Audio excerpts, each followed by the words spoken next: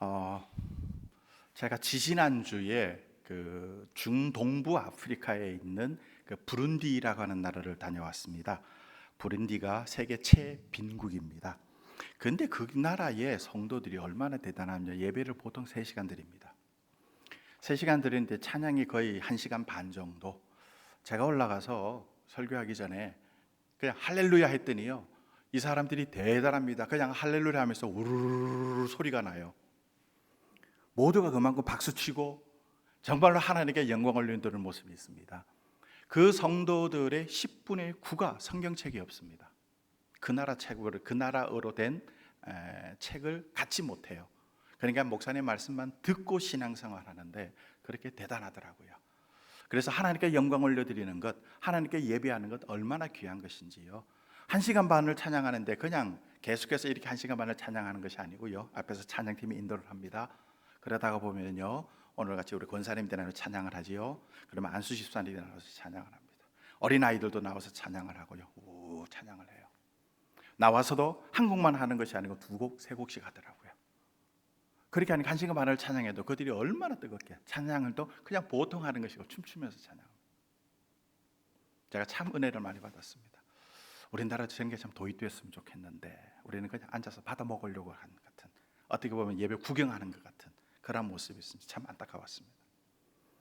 저와 여러분은 오늘 이 자리가 정말로 하나님께 예배하고 하나님을 찬양하고 하나님께 영광 올려드리며 하나님의 귀한 은혜 받는 귀한 시간 되시기 바랍니다. 시골의 할아버지, 여기 전에 성경을 한 구절 좀 읽었으면 좋겠습니다. 제가 오늘 함께 지금 읽었던 이 본문은 제목만 따왔고요, 실질적으로는 또 다른 본문을 좀 사용해서 말씀을 함께 나누려고 합니다. 출애굽기 3장입니다. 한번 찾아보시죠. 출애굽기 3장 4절에서 12절입니다. 성경책을 가지고 다니는 게 얼마나 귀한 일인지 몰라요. 그 나라 사람들이 성경책을 가지고 다니는데 아주 우리같이 작은 성경책이 없습니다. 아주 큰 성경책만 있더라고요. 그걸 가지고 다니는 게 얼마나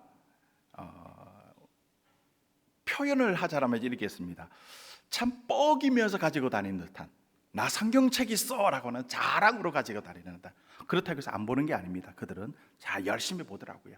그만큼 성경책이 귀중합니다. 우리나라 말로 된 성경책을 몇 권씩 있잖아요. 안 보는 것이 아니고요, 좀 보았으면 합니다. 그래서 제가 자막도 일부러 얘기하지 않았고요, 함께 좀 읽으려고 하는 것입니다. 오늘 출애굽기 3장 4절에서 12절까지, 자, 이 부분 우리 함께 좀 읽었으면 좋겠습니다. 한 절씩 읽습니다. 출애굽기 3장 4절에서 12절까지. 여호와께서 그가 보려고 돌이켜 오는 것을 보신지라 하나님이 떨기나무 가운데서 그를 불러 이르시되 모세야 모세야 하시매 그가 이르되 내가 여기 있나이다.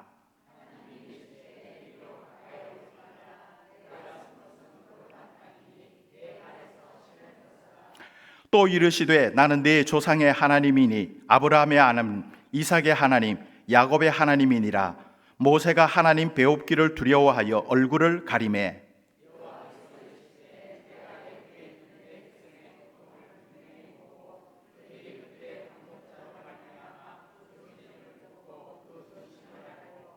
내가 내려가서 그들을 애굽인의 손에서 건져내고 그들을 그 땅에서 인도하여 아름답고 광대한 땅, 젖과 꿀이 흐르는 땅, 곧 가나안 족속, 헷 족속, 아모리 족속, 브리스 족속, 히위 족속, 여부수 족속의 지방에 데려가려 하노라.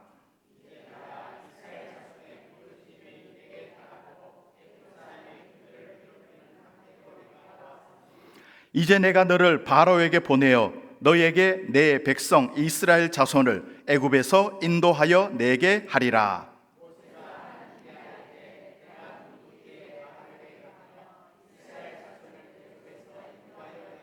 함께 보겠습니다. 하나님이 이르시되 내가 반드시 너와 함께 있으리라. 네가 그 백성을 애굽에서 인도하여 낸 후에 너희가 이 산에서 하나님을 섬기리니 이것이 내가 너를 보낸 증거니라. 아멘. 자, 읽으시면서 이 본문의 내용을 좀 생각하셨습니까? 우리는 그냥 읽는데 의미를 두고 읽고 끝내는 것이 아니라 읽고 그 속에 있는 하나님의 말씀을 나의 말씀으로 받는 겁니다. 그래서 내 삶 속에서 삶으로 연결하는 것, 이게 우리가 말씀 생활하는 귀한 모습이죠. 오늘도 그러한 귀한 시간 되시기 바랍니다. 시골의 할아버지가 아들을 보기 위해서 서울 나들이를 하게 되었습니다. 길을 걷는 도중에 그만 길에서 넘어지고 말았습니다. 크게 다친 것은 아닌데 아들 집에 와서 며느리에게 이야기를 합니다. 아가야, 내가 오늘 너희 집에 오면서 길에서 넘어졌구나. 아들 집에 가면서 넘어지면 3년 반밖에 못 산다더라 라고 이야기를 했습니다. 그러자 지혜로운 이 며느리 자부가 이렇게 말을 합니다. 아버님, 한 번 넘어지면 3년 반밖에 못 산다고요? 그러면 2번 넘어지면 얼마요? 7년. 3번 넘어지면, 4번 넘어지면 이렇게 자주 넘어지세요. 참 지혜롭죠. 이 할아버지는 넘어진 것 때문에 근심이 생겼는데 오히려 자부는 넘어진 거 잘했다라는 거예요. 더 많이 넘어지라는 거예요.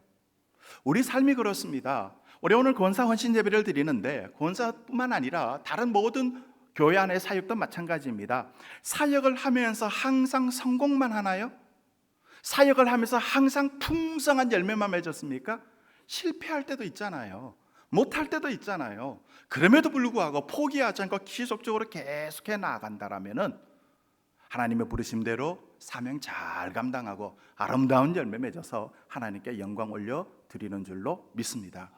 그래서 누가 이 회장이 되었는데 누구 때에 뭐 했더니 실패했대더라 못했더라 이런 얘기 하시지 말고요. 다시 하시면 됩니다. 다시 하시면 돼요. 성경에도 보면 실패한 사람 참 많이 나와 있고요. 성공한 사람 참 많이 나와 있습니다. 그래서 오늘 제가 본문으로 여러분에 제시했던 이사야 이 말씀 속에서 제가 그냥 문장을 하나 거의 그대로 따왔습니다. 한번 따라해 보시기를 바랍니다. 하나님, 제가 여기 있습니다. 한 번만 더 하시길 바랍니다. 하나님, 제가 여기 있습니다. 하나님이 이사야 선지자를 부르실 때에 부르심을 받으면서 이사야 선지자가 하나님께 한 말입니다. 하나님, 제가 여기 있습니다. 하나님 뜻대로 하겠습니다. 순종하겠습니다 라는 것 아닙니까?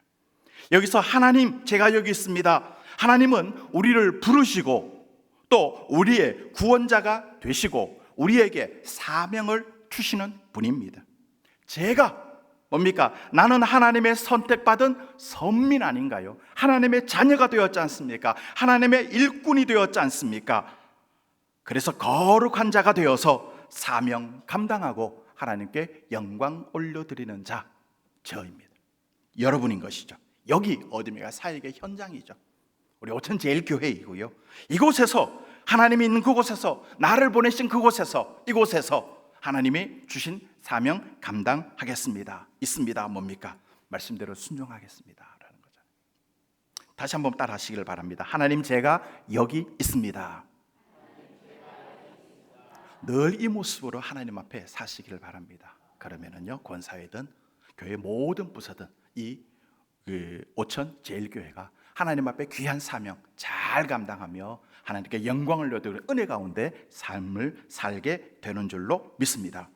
우리 신앙생활 어디서부터 시작을 합니까? 교회 나오면서부터 생활하게 되죠.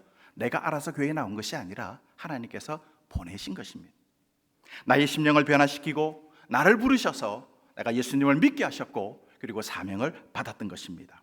또 우리는 하나님의 자녀로서 전능하신 하나님의 이름을 부르면서 하나님께 기도할 수 있는 것 역시나 하나님이 부르셨기 때문에, 그리고 하나님을 우리의 자녀 삼아주셔서 우리가 하나님을 아버지, 하나님 아버지라고 부를 수 있게 된 것, 내가 한 것이 아니라 하나님께서 그렇게 인도해 주신 것입니다. 그러므로 우리는 진정한 믿음 생활을 할 수 있는 것, 하나님의 부르심대로 살아가는 겁니다. 그래서 하나님, 제가 여기 있습니다. 하나님 부르심대로 살아가는 거예요. 그래서 하나님의 부르신 그 부르심을 알고 그가 보내신 독생자 예수 그리스도를 구주로 고백하면서 시작하는 것입니다. 그런데 이 모든 것이 어떤 것입니까?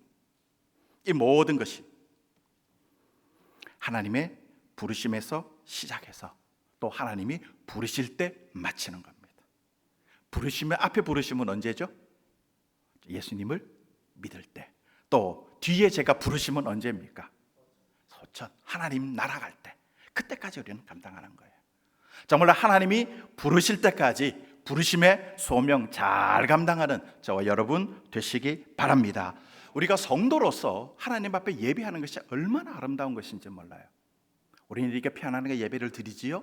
예배 드릴 수 없는 환경에 있는 성도들 참 많이 있습니다. 숨어서 예배 드리고요, 몰래 예배 드리고요, 큰 소리 내지 못하고요. 그럼에도 불구하고 그들은 은혜를 받습니다. 우리는 너무나 편안하게 예배 드리죠. 자유롭게 예배 드리죠. 그런데 은혜 못 받으면 되겠습니까? 하나님께 영광을 올려드리고 은혜 풍성한 모습, 하나님이 나를 부르셔서 예배자로 세워주신 것입니다. 오늘 이 예배 정말로 하나님께 올려드리고 하나님께 영광 올려드리며 하나님의 놀라운 은혜 받는 귀한 성도 되시기 바랍니다. 자, 성경을 보게 되면은 하나님께서 우리 위대하게 사용하신 믿음의 선진들을 보면은 모두가 하나님이 부르셨다라는 거예요. 하나님이 부르셨습니다. 메소포타미아에서 우상 장사를 하던 아브라함을 부르셔서 믿음의 조상 삼아 주셨습니다. 하나님은 시내산에서 떨기나무 불꽃 가운데 모세를 부르셔서 이스라엘 백성을 적과 꾸려내는 가나안 땅으로 인도한 위대한 지도자로 세우셨습니다. 또 하나님은 성전에서 기도하며 성장하던 어린 사무엘을 부르셔서 이스라엘의 위대한 사사요 선지자가 되게 하셨습니다. 하나님은 갈릴리 바다에서 고기잡이하던 평범한 어부 베드로와 그의 형제 친구들을 부르셔서 물고기가 아닌 사람 낚는 어부로 사용하셨습니다. 하나님은 예수 믿는 사람을 잡아 옥에 가두든 잡아 죽이든 바울을 다메섹 도상에서 부르셔서 이방인에게 복음을 전하는 위대한 사도로 사용하셨습니다. 하나님은 집에서 경건하게 기도하고 있던 이방인 백부장 고넬료를 환상 중에 부르셔서 가족과 종들까지라도 예수 믿고 구원받게 하셨습니다. 여러분은 어떻게 하나님의 부르심을 받았습니까? 여러분 처음에 하나님의 부르심을 받을 때 지금 다시 한번 생각해 보십시오. 예수님을 믿고 예수님의 신앙 고백하고 구원받았다는 확신이 들었을 때 그때 모습 한번 생각해 보십시오. 그때 하나님의 부르심이고 그때 이미 우리에게 사명을 주셨습니다. 이 사명 올바르게 잘 감당하는 귀한 은혜 있기를 바랍니다. 하나님은 우리 권사님들만이 아니라 우리 모든 성도들을 사용하십니다. 우리 장로님들도 있고요, 안수 집사님들도 있고요, 집사님들도 있고요, 주일학교 어린이들도 있습니다. 그에게 맞는 것을 원하십니다. 그에게 맞는 사명을 주시고 감당하게 하십니다. 그 모습으로 오늘 함께 나아가기를 원합니다. 자, 오늘 우리가 출애굽기 3장에서 모세를 부르시는 모습을 통해서 우리는 부르시는 음성을 듣고 어떻게 하나님의 부르심에 응답할까, 하나님이 어떻게 우리를 부르시는가라는 모습들을 좀 잘 생각하면서 우리가 포기하지 않고, 실패해도 포기하지 않고 지속적으로 계속해서 우리 주신 사명 감당하길 원합니다. 먼저는 하나님은 사명 계획을 알게 하십니다. 우리에게 부르실 때에 우리의 사명을 주셨고요, 그것을 구체적으로 알게 하시는 분이에요. 유명한 조각가 미켈란젤로가 14살 때였습니다. 미켈란젤로가 14살 때에 그는 지오바니라고 하는 위대한 스승이 있었습니다. 그 스승이 미켈란젤로를 부르고 물었습니다. 위대한 조각가가 되려면 어떻게 해야 한다고 생각하니? 제가 가진 재능과 기술을 더 잘 갈고 닦아야만 합니다. 그때 스승 지오바니는 이렇게 이야기를 합니다. 네 기술만으로는 되지 않는다. 내 기술을 무엇을 위해 사용할 것인지를 분명하게 결정해야 한다라는 것이었습니다. 그리고 이 지오바니는 미켈란젤로를 데리고 술집으로 데려갔습니다. 그리고 술집 입구에 놓여 있는 조각상을 보여주었습니다. 자세히 봐라는 거예요. 그리고는 거대한 성당으로 가서 그 성당 입구에 세워진 아름다운 조각상을 보여주었습니다. 그리고 말을 합니다. 이 아름다운 천사의 조각상이 마음에 드느냐? 저 술집 입구에 있는 조각상이 마음에 드느냐? 똑같은 조각품이지만 하나는 하나님의 영광을 위해서 쓰였고 다른 하나는 술 마시는 사람들을 위해서 쾌락으로 위해 쓰였다. 너는 너의 기술과 너의 재능을 어디에 쓸 것이냐? 스승의 물음에 미켈란젤로는 이렇게 대답했습니다. 하나님을 위해 쓰겠습니다. 그래서 그는 하나님의 영광을 위해서 위대하게 사용된 조각가가 됩니다. 미켈란젤로의 작품들을 보면 얼마나 놀랍습니까? 많은 사람들이 은혜를 받지요. 무엇을 위해서 할 것인가라고 하는 것입니다. 재능은 누구나가 다 있습니다. 예수 믿는 사람도 가지고 있고 믿지 않는 사람도 가지고 있습니다. 그런데 무엇을 위해서 사용하느냐? 오늘 본문 출애굽기 3장 7절을 보게 되면은 여호와께서 이르시되 내가 애굽에 있는 내 백성의 고통을 분명히 보았고 그들이 그들의 감독자로 말미암아 부르짖음을 듣고 그 근심을 알고 하나님은 모세를 부르셨습니다. 하나님께서는 430년 동안 애굽에서 종살이하는 이스라엘 백성들의 고통을 보았습니다. 그리고 그들의 부르짖음을 들으셨습니다. 이스라엘 백성들을 애굽으로부터 구해내기로 작정하셨습니다. 이러한 계획을 모세를 불러서 말씀하십니다. 9절 10절입니다. 9절 10절 같이 한번 읽어볼까요? 하나님이 모세에게 무엇을 하게 하시는지 말씀해 주십니다. 9절 10절 같이 읽습니다. 시작. 이제 가라. 이스라엘 자손의 부르짖음이 내게 달하고 애굽 사람이 그들을 괴롭히는 학대도 내가 보았으니 이제 내가 너를 바로에게 보내어 너에게 내 백성 이스라엘 자손을 애굽에서 인도하여 내게 하리라. 하나님이 모세를 부르셔서 주신 사명이 뭡니까? 10절에 있죠. 뭡니까? 이 고통받고 있는 백성 이스라엘 백성들을 어떻게 하라고요? 인도하여 내게 하겠다. 애굽에서 인도하여 내게 하겠다. 네가 그것 해라. 물론 모세는 위대한 하나님의 사람으로서 쓰임을 받았습니다. 우리는 모세와 같을지는 않아도 하나님이 나에게 주시는, 여러분에게 주시는, 우리 권사님들에게 주시는 분명한 사명이 있는 줄로 압니다. 그 음성 듣기를 바랍니다. 기도하는 가운데, 말씀 듣는 가운데 정말로 하나님이 나에게 주신 사명이 뭘까? 구체적으로 좀 받으시기를 바랍니다. 그러면 모세에게 주셔서 모세가 그 위대한 일을 이뤘던 것과 마찬가지로 여러분도 하나님이 주신 그 사명 위대하게 이루어가게 되는 줄로 믿습니다. 지난주 부흥성회를 했다고 들었습니다. 많은 성도가 은혜를 받고 치유를 받았고 회복되었다라는 이야기를 들었습니다. 하나님께서 왜 이렇게 하셨을까요? 하나님께 왜 치유하게 하셨을까요? 저는 생각합니다. 하나님이 사명 감당하게 하시려고, 하나님의 뜻대로 살게 하시려고. 그런데 만일에 내가 한번 치유받았다라고 해서 완전히 낫는 사람도 있지만 예전으로 돌아가는 사람들도 있습니다.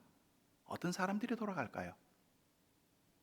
하나님의 뜻대로 살지 않는 사람들이 예전으로 돌아갑니다. 그러니까 늘 하나님의 더 기도하시고요, 말씀 보고 묵상하시고요, 하나님의 나를 치유해 주신 목적이 무엇인지 깨달으며 그 깨달음 속에서 사시기를 바랍니다. 그러면요 치유가 완전히 낫고요, 더 건강한 모습으로 하나님 주신 사명 감당하게 되는 줄로 믿습니다. 여러분 지금 어떤 일을 하고 계십니까? 교회에서 하나님을 위해서 어떤 일을 하고 계십니까? 사람마다 다 다를 수 있습니다. 여러 가지 일들을 많이 하시는 분도 있겠고요, 그냥 예배만 드리고 다니시는 분들도 있을 것입니다. 그렇지만 중요한 것은요, 하나님이 나에게 구체적으로 어떻게 그 일을, 어떤 일을 통해서 하나님이 영광 받으실까라고 하는 걸 꼭 생각해 보시기를 바랍니다. 하나님 나에게 주시는 사명이 뭘까? 그거 꼭 생각하십시오. 모세에게 사명을 주셨듯이 저와 여러분에게도 사명 주신 줄로 믿습니다. 여러분이 처해 있는 그 자리에서, 여러분들의 지위에서 하나님이 계획을 주시고 그 계획 속에서 하나님이 이루어 가시는 모습, 아름답게 여러분을 통해서 이루어가는 놀라운 은혜가 있기를 바랍니다. 자, 두 번째로 생각할 말씀은 뭐냐니까 하나님이 우리와 함께 하신다라는 것입니다. 하나님이 우리와 함께 하신다. 불어서 사명을 주시고 나서 그냥 내버려 두시는 것이 아니라 함께 하시는 것입니다. 프랑스의 작가 라 로시푸코라는 사람이 있습니다. 그 사람이 쓴 글에 보면은 한 소년이 나옵니다. 이 소년은 유난히 잘 넘어지는 소년이었습니다. 다니는 길에 많은 돌뿌리들이 널려 있었습니다. 이 소년이 넘어지게 하고 그래서 무릎이 까이고 많은 상처를 받았는데 이 소년이 생각을 했습니다. 내가 어려서 잘 넘어지는구나. 내가 좀 더 크게 되면은 안 넘어지겠다. 어른이 되면은 돌뿌리에 걸려서 넘어지지 않겠구나라고 생각을 했습니다. 그런데 언제부턴가 이 소년이 넘어지는 횟수가 줄어들더니 지나가서는 완전히 넘어지는 일이 없게 되었습니다. 소년은 생각했습니다. 나도 이제 어른이 되었구나. 하지만 소년이 넘어지지 않는 진짜 이유를 알게 된 것은 얼마 후의 일이었습니다. 소년이 다니는 길에 널브러져 있던 돌들이 말끔하게 치워져 있었던 것입니다. 누가 치웠을까요? 누가 치웠을까요? 그의 아버지가 치워주셨습니다. 아버지가 아들이 자꾸 돌뿌리에 걸려 넘어지니까 돌을 하나씩 다 치웠던 거예요. 소년은 생각하겠습니다. 아버지 죄송합니다. 저는 혼자 힘으로 잘한 줄 알았는데 제 뒤에는 항상 저를 바라보시는 아버지가 계셨군요. 하나님은 바로 이런 분이라고 생각을 합니다. 하나님은 우리에게 부르시고 사명을 주셨습니다. 그러면 우리가 모든 일을 잘 할 줄 아는 것이 아니라 하나님은 늘 우리와 함께 하시는 줄로 믿습니다. 모세는 떨기나무 가운데 하나님의 부르심을 받았습니다. 그리고 모세는 하나님의 부르심에 이렇게 이야기를 합니다. 11절 보니까요. 모세가 하나님께 아뢰되 내가 누구이기에 바로에게 가며 이스라엘 자손을 애굽에서 인도하여 내리이까. 모세는 두렵습니다. 과거에 애굽의 왕자로 있었지만 지금은 도망 나와서 쫓기는 자가 되었습니다. 그리고 40년 동안 광야 생활했던 사람이 어떻게 이제 바로의 궁에 가서 내 백성들을 이끌어낼 수 있겠습니까? 자기가 생각해도 자기가 할 수 없는 일이라고 생각을 했던 것입니다. 나는 그것을 감당할 만한 인물이 못 된다라는 것이었습니다. 그 사람들을 이끌어낼 리더십이 없다라는 것입니다. 내가 부족하다라는 거예요. 그래서 모세는 주저하면서 하나님의 이 부르심에 사명 주심에 사양하고 있는 것입니다. 그때 하나님이 이렇게 말씀하십니다. 12절을 보니까 하나님이 이르시되 내가 반드시 너와 함께 있으리라. 내가 반드시 너와 함께 있으리라. 누구의 말씀입니까? 누구의 말씀입니까? 하나님께. 하나님이 모세에게 말씀하십니다. 내가 너와 항상 함께 있겠다. 떠나지 않고 항상 함께 있겠다. 실질적으로 그러하셨나요? 그러하지 않으셨습니까? 그러했지요. 바로에게 가서 백성들을 구출해 나올 때도 역시나 하나님이 함께 하셔서 놀라운 이적과 기적으로 인도해 놓으셨습니다. 홍해를 건너는 것도 광야에 지나면서 구름 기둥과 불 기둥으로 광야에서 없는 물을 얻는 것도 음식을 얻는 것도 모두가 하나님이 함께해 주셨던 것입니다. 하나님이 저와 여러분의 사명을 주셨습니다. 그리고 내팽겨 놓으시는 것이 아니라 반드시 하나님이 함께 하시고 도와주시고 인도하여 주시는 줄로 믿습니다. 아무리 약한 사람일지라도 하나님이 함께 하시면은 강해지는 줄로 믿습니다. 이것이 바로 임마누엘 하나님 아닌가요? 우리와 항상 함께 하시는 하나님, 이 임마누엘 되시는 하나님께서 저와 여러분과 항상 함께 하시는 줄로 믿습니다.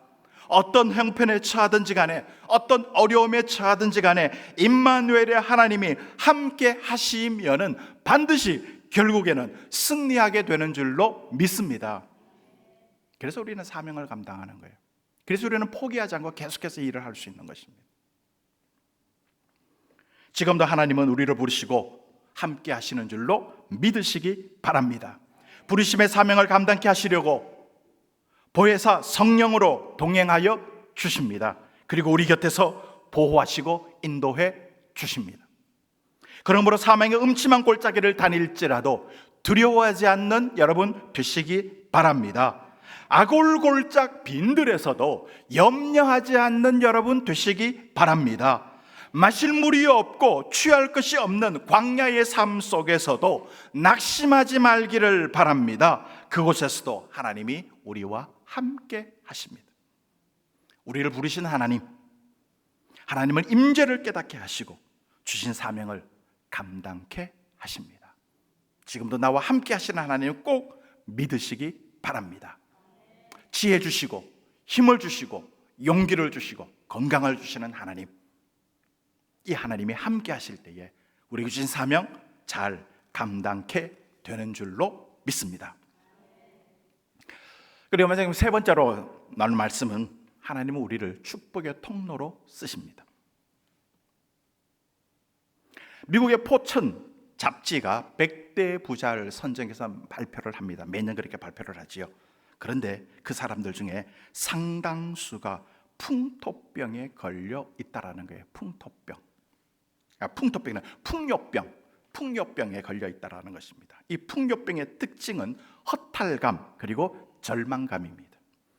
모든 희망과 소망이 사라지는 일종의 무기력증이라는 거죠. 이 병은 어떤 약으로도 어떤 치료법으로도 치유되지 않는다라고 합니다. 그런데 이 풍요병을 고칠 수 있는 길은 단 한 가지라는 것이에요. 바로 나누어 주는 것입니다. 나누어 주는 것인가. 세계 100대 부자이다 보니까 어떻습니까? 부족한 것이 없지요. 할 일이 없습니다. 욕망이 없습니다. 소망이 없습니다. 그러니까요, 무기력증에 걸릴 수밖에 없고 풍요병에 걸릴 수밖에 없는 것이죠. 그런데 나는 다 가지고 있는데 내가 가진 것을 나누어 줄 때에, 나눈 일을 할 때에 그런 풍요병이 치유된다라는 것입니다. 그래서 그들은 자선단체를 참 잘 만듭니다. 선진국에 있는 사람들, 특히나 예수 믿는 이 부자들이 자선단체를 만들어요. 그래서 나눈 일을 참 열심히 합니다. 그럴 때 이 풍요병이 치유되는 것이죠. 하나님께서는 우리를 부르셔서 우리를 축복하시고 우리로 하여금 그 축복을 다른 사람들에게 전달하는 축복의 통로로 사용하기를 원하십니다. 그래서 부르시고요, 사명 주시고요, 함께 하셔서 그 일을 감당하게 하시는 것입니다. 하나님께서는 우리를 통해서 하나님의 계획을 이루기 위해서 우리를 부르셨지만 그렇다고 우리를 쓰시기 위해서만 부른 것은 아닙니다. 우리에게 일꾼으로만 만들기 위해서 부르신 것은 아니라는 것입니다. 부르시면은 축복이 약속되어 있습니다. 부르시면은 축복이 약속되어 있습니다. 오늘 본문 3절입니다. 출애굽기 3장 3절 같이 한번 읽어보겠습니다. 출애굽기 3장 3절 같이 읽습니다. 시작. 내가 내려가서 그들을 애굽인의 손에서 건져내고 그들을 그 땅에서 인도하여 아름답고 광대한 땅, 젖과 꿀이 흐르는 땅, 곧 가나안 족속, 헷 족속, 아모리 족속, 브리스 족속, 휴이 족속, 여부수 족속의 지방에 데려가려 하노라. 하나님께서 모세를 통해서 이스라엘 백성들을 이렇게 아름답고 광대한 땅, 젖과 꿀이 흐르는 땅으로 데려가기를 원하신다는 거예요. 모세를 통해서 모세가 축복의 통로가 되는 것이죠. 여러분들을 통해서 수많은 사람들이 예수님을 만나게 될 것입니다. 예수님 믿고 구원 얻는 자가 되겠지요. 또 여러분들을 통해서 치유되고 회복되어지고 원하는 소원들을 이루게 되고 그것이 바로 여러분들을 통해서 축복의 통로를 사용하는 것 아닐까요? 그래서 우리는 단순히 내가 예수 잘 믿는 것으로 끝나는 것이 아니라 내가 받은 은혜, 내가 받은 축복들을 함께 나누는 것이죠. 이게 우리 예수 믿는 사람의 모습이고 사명자의 모습인 것입니다. 다시 말하면 하나님께서 이스라엘 백성들에게 축복된 땅을 주시기 위해서 모세를 부르셨고 축복의 통로로 삼으셨듯이 하나님께서 권사님들을, 하나님께서 여러분들을 부르신 것 역시나 그렇습니다. 축복받는 것만이 아니라 여러분들을 통해서 다른 수많은 사람들이 은혜 받고 축복받게 하는 것입니다. 그래서 우리의 모든 사역들은 바로 이 모습으로 나가야 하는 것입니다. 이 모든 사역들은 다른 사람들을 위해서, 다른 성도들을 위해서, 이 지역 주민들을 위해서 나아가는 사역을 감당하는 것입니다. 하나님께서는 우리를 부르실 때에 분명한 계획과 뜻이 있습니다. 하나님께서 우리를 구원해 주신 이유, 바로 우리를 통해서 하실 일이 있기 때문입니다. 우리 교회를 포항 5천에 세워주신 것, 이 지역 사람들을 위해서 축복의 통로가 되게 하시는 것 아닐까요? 그래서 우리 교회는 계속해서 복음을 흘려보내고 사랑도 흘려보내고 물질도 흘려보내는 축복의 통로가 되시기 바랍니다. 여러분들이 그렇게 감당하시기를 바랍니다. 그러면 수많은 사람들이 여러분을 통하여 예수님을 만나고 구원 얻고 하나님의 나라에서 하나님을 찬양할 수 있지 않겠습니까? 얼마나 감사한 일인가요? 이것이 바로 우리에게 주신 사명, 감당하는 아름다운 모습입니다. 하나님의 축복하심 꼭 믿으시기 바랍니다. 그 축복을 흘려보내는 통로가 되는 것도 꼭 믿으시기 바랍니다. 그래서 주어진 귀한 사명 잘 감당하는 저와 여러분 되시기를 주님 이름으로 축원드립니다. 15년간 매일 자전거를 타고 마을 구석을 돌면서 우편 배달을 하던 존이라는 사람이 있습니다. 요한, 우리 성경으로 이야기하면 요한이죠. 존이라는 사람이 있습니다. 그는 매일 반복되는 단조로운 우편 배달하는 일에 회의를 느끼게 되었습니다. 매일 집집마다 돌아다니면서 편지나 나눠주니 얼마나 힘들었겠습니까? 그래서 너무 단조로운 생활은 싫었습니다. 그래서 고민하다가 기도하게 되었습니다. 하나님께 기도하는 중에 이 존의 생각이 좀 달라졌습니다. 이것을 통해서 하나님이 자신을 주신 사명이 있을 것이다 라고 생각을 했습니다. 그때부터 생각을 했습니다. 어떻게 하는 게 좋을까? 그래서 그때 우편 행랑 안에 꽃씨를 넣어 다니면서 우편을 배달하다가 길가에도 꽃씨를 뿌리고 어떤 집에도 꽃씨를 뿌리고 마당에도 꽃씨를 뿌려주고 그렇게 시작을 했습니다. 세월이 흘러갔습니다. 그가 지나갔던 길에는 아름다운 꽃이 피어나기 시작했습니다. 그가 방문했던 집집마다 아름다운 꽃들이 피어나기 시작을 했습니다. 마침내 사람들에게 희망을 주는 아름다운 꽃 마을이 조성된 것입니다. 이것이 샌프란시스코의 로스 알토힐이라는 마을입니다. 로스 알토힐이라는 마을이 이렇게 해서 생겨나게 되었습니다. 작은 일이죠. 꽃이 그냥 뿌리고만 다녔습니다. 그런데도 그 꽃이 그 마을을 아름다운 마을로 소문나게 만들었던 것입니다.